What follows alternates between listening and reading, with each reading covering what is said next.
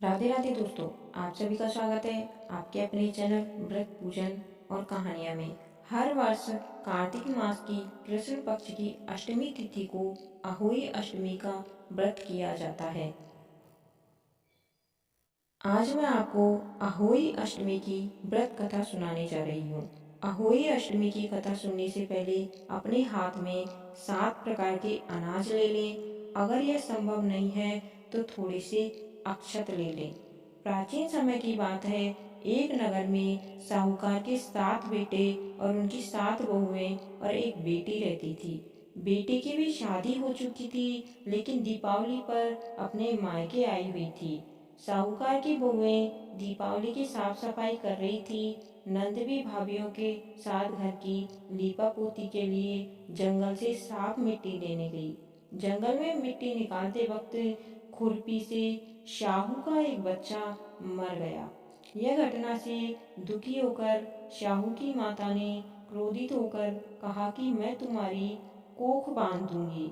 शाहू के वचन सुनकर साहूकार की बेटी सभी भाभीियों में से एक एक करके विनती करने लगी कि वह मेरी जगह अपनी कोख बंधवा ले, क्योंकि साहूकार की बेटी की कोई संतान नहीं थी और उसकी सभी भाभीियों की संतान थी। ज्यादा विनती करने पर सबसे छोटी भाभी ने अपनी नंद का दुख देखा नहीं गया और उसने नंद की जगह अपनी कोख बंधवा ली। इसके बाद छोटी भाभी के बच्चे होते हैं, वे सभी 7 दिन के बाद मर जाते हैं। सभी बच्चों के एक एक करके मर जाने पर साहूकार ने एक ज्ञान पंडित को बुलाया और इसका कारण पूछा। तब पंडित जी ने कहा कि इनको सुरही गाय की सेवा करनी चाहिए। वह सुरही गाय की सेवा में लग जाती है और उसका पूरा ध्यान रखती है।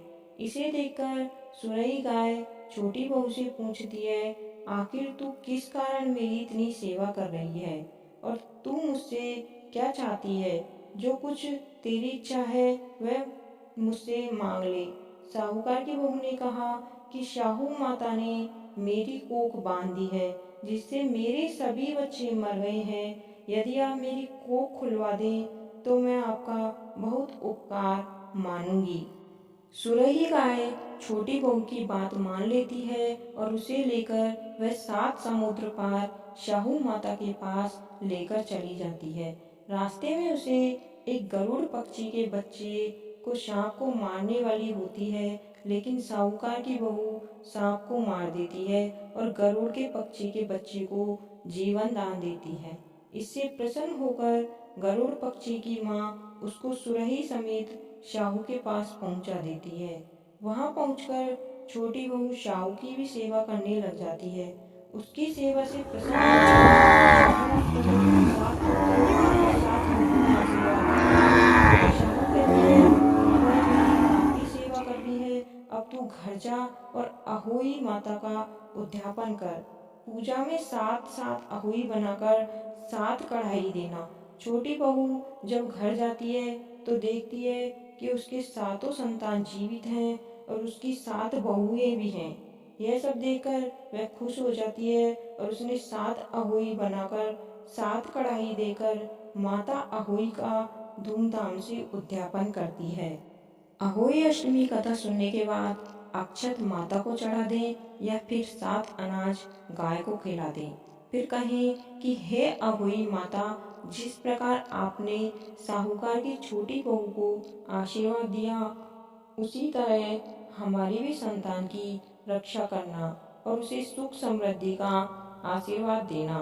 साथ ही जिस तरह छोटी बहू की कोख खोल दी, उसी तरह सभी नारियों की इच्छा पूरी करना। जय अहोई माता की। अगर आपको यह कहानी अच्छी लगी हो तो आपके अपनों तक शेयर करें और चैनल को सब्सक्राइब अवश्य करें।